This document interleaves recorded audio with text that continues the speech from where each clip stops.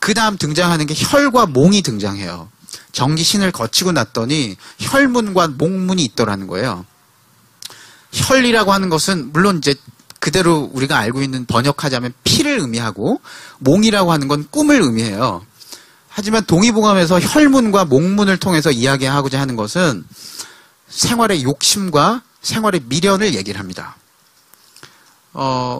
자, 보람있게 살고자 했고 열정적으로 살고자 했고 재미있게 살고자 하는데 이 세 가지가 항상 되게 조화롭고 아주 잘 획득되는 건 아니잖아요.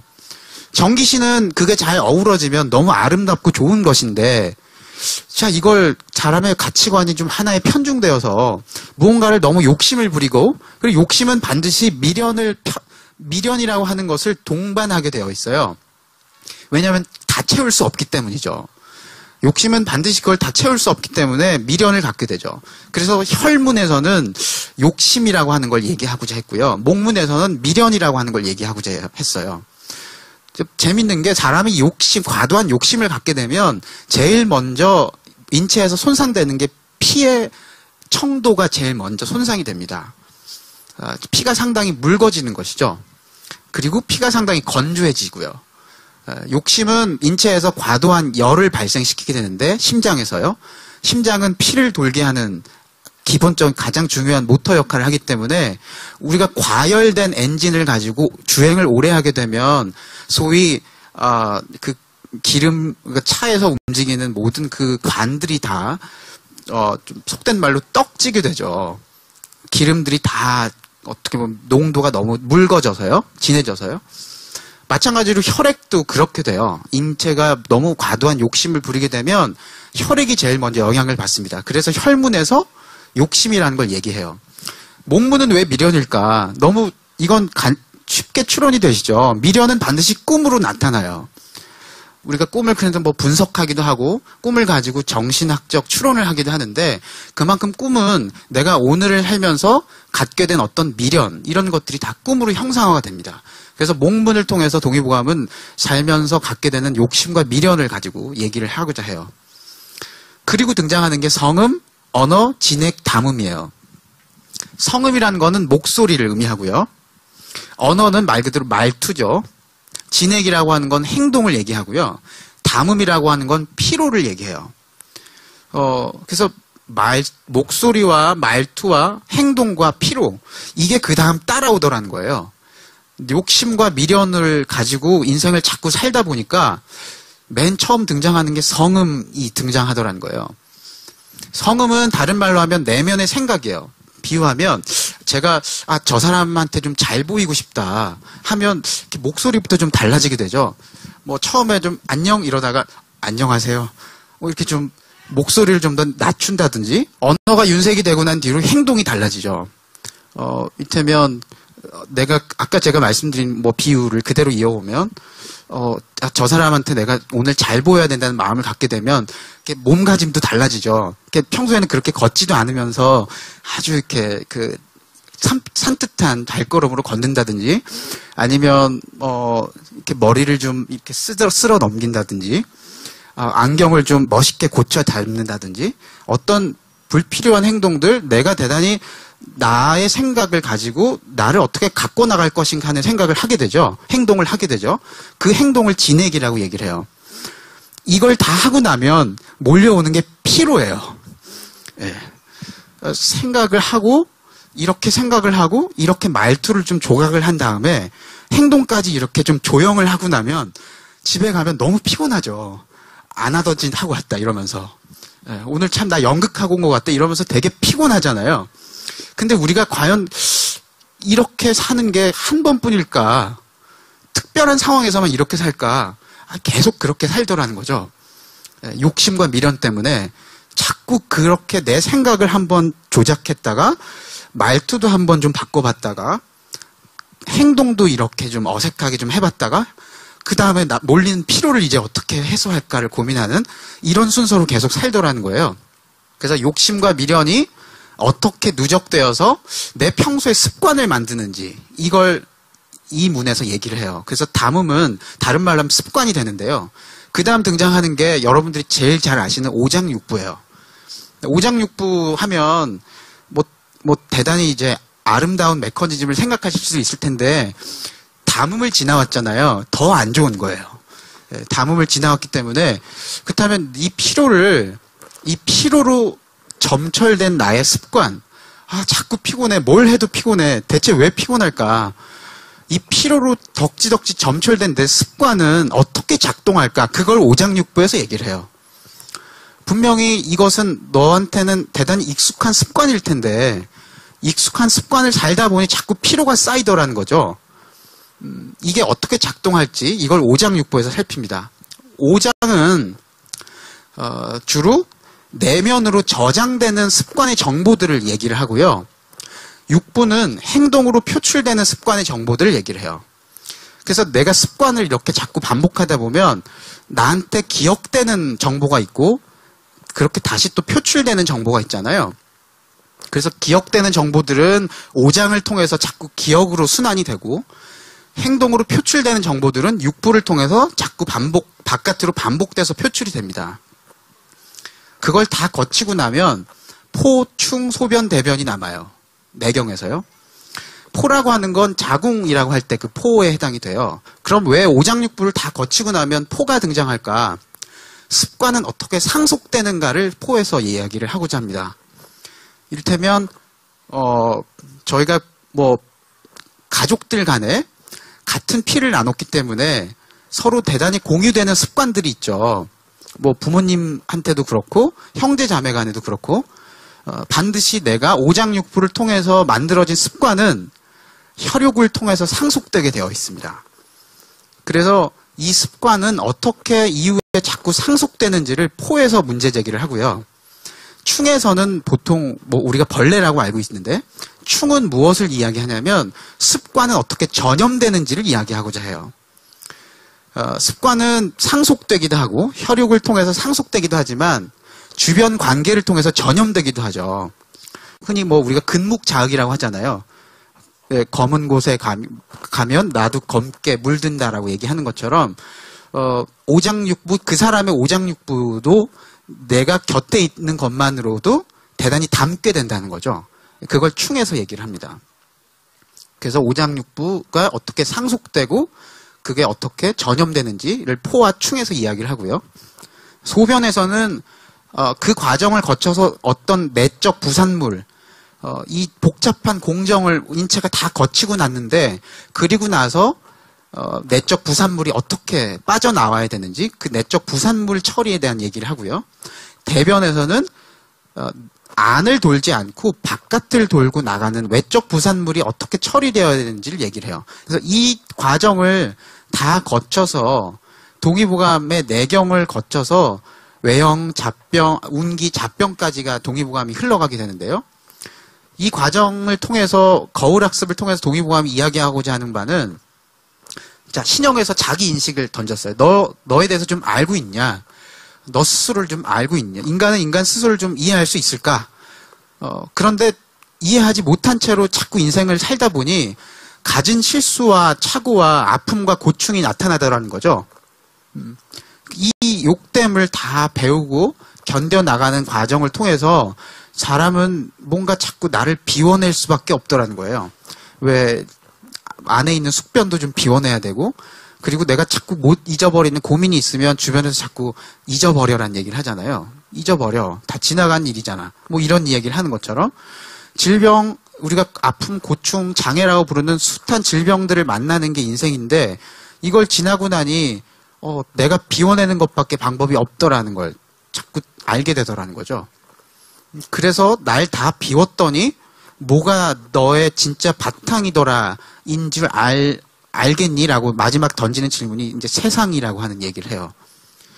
나를 다 비워내고 났더니 나의 바탕에 내가 떡하니 자리 잡고 있을 줄 알았는데 나를 다 비워내고 났더니 나와 대단히 무관하다고 생각했던 세상이라고 하는 게 내 진짜 바탕이더라는 얘기를 하고 있죠. 그래서 이 세상에 대한 이야기를 동의보감은 하지 않지만 세상에 대한 이야기를 동의수세본이라는 책이 나타나면서 그 얘기를 받아요.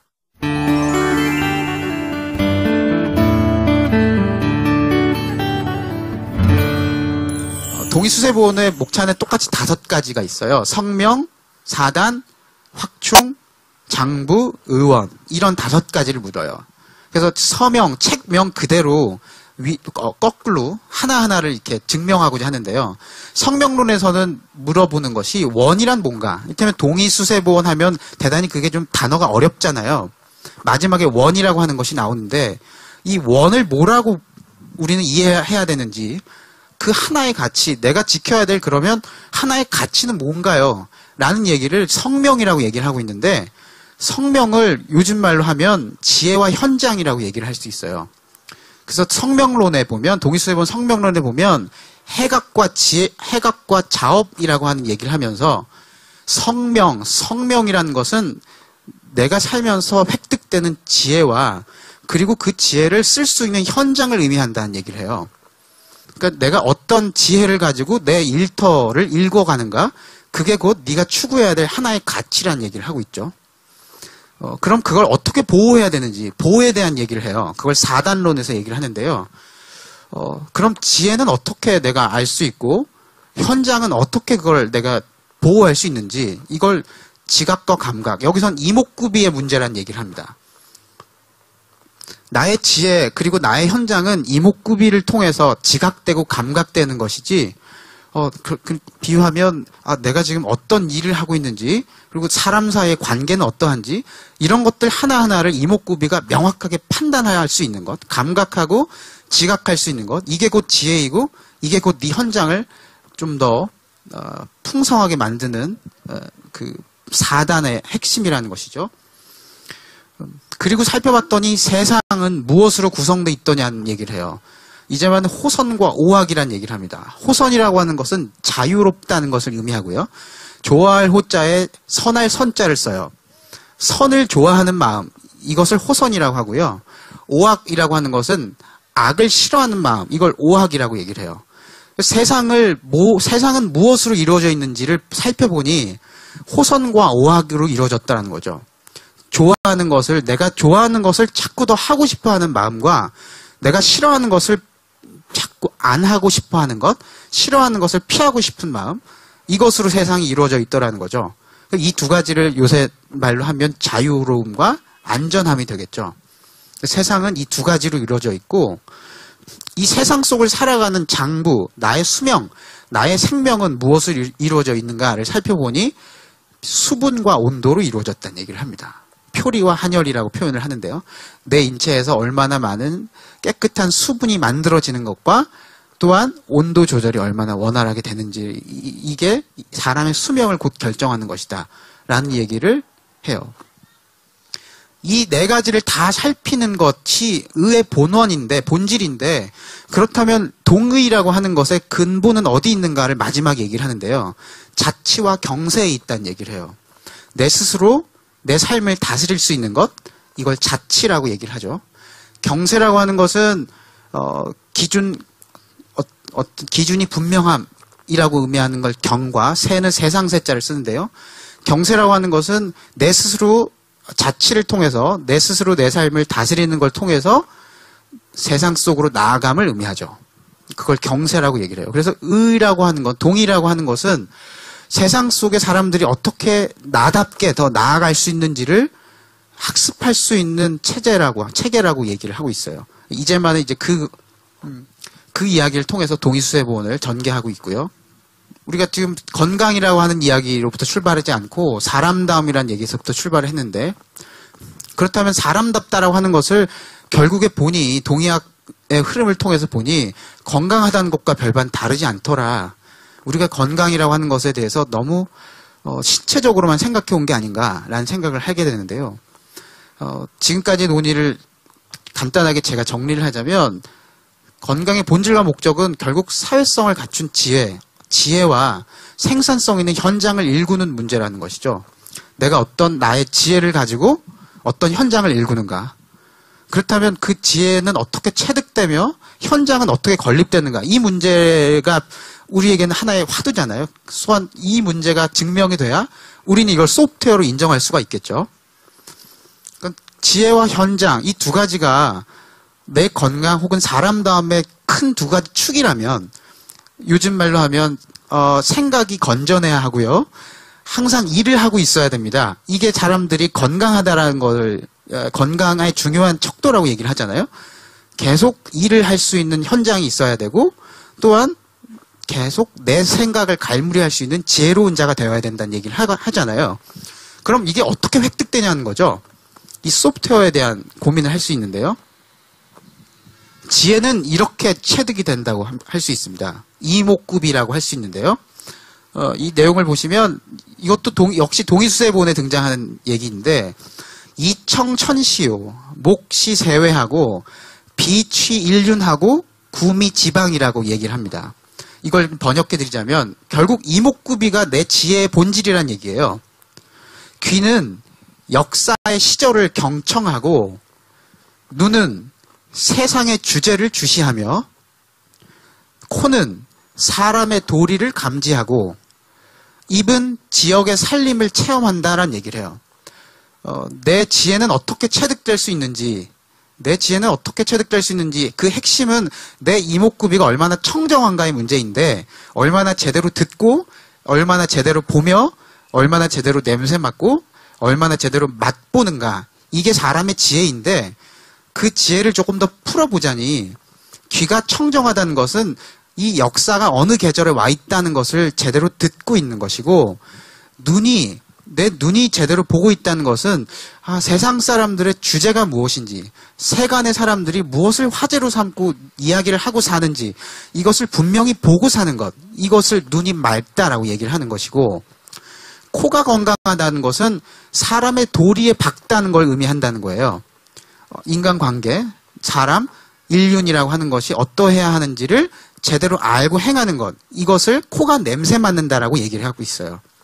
그리고 입이 맛본다라는 것은 지역의 살림, 내가 살고 있는 터전, 내가 살고 있는 이런 현장에서 어떠한 일들이 벌어지고 어떻게 사람들이 먹고 사는지 이걸 같이 체험하는 것 이게 입이 할 일이라고 얘기를 하고 있어요.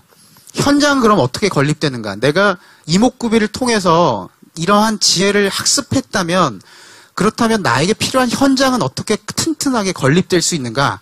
이 얘기를 폐달사무요, 비합교우요, 간립당여하고 신정거처란 이야기를 통해서 정리를 하고 있어요. 현장은 패비간신의 문제라는 거예요. 패는 일을 위해 내쳐 달리고 소위 일을 얼마나 빠릿빠릿하게 얼마나 열심히 하는가 이것은 패의 문제이고 비장은 사람을 만나고 사귀며 현장에서 내가 얼마나 주변 사람들과 잘 만나고 교우하는가 이것은 비장의 문제이며 내 주변을 챙기고 보듬고 돌볼 수 있는 능력 이것은 간의 문제이고 내가 일하는 일터를 얼마나 깨끗하고 정갈하게 지키고 누릴 수 있는지 이것은 신장의 문제이다라는 얘기를 해요. 보통 우리가 현장을 잘 일구는 사람들을 보면 첫 번째, 두 번째, 세 번째, 네 번째 조건을 다 갖추고 있죠.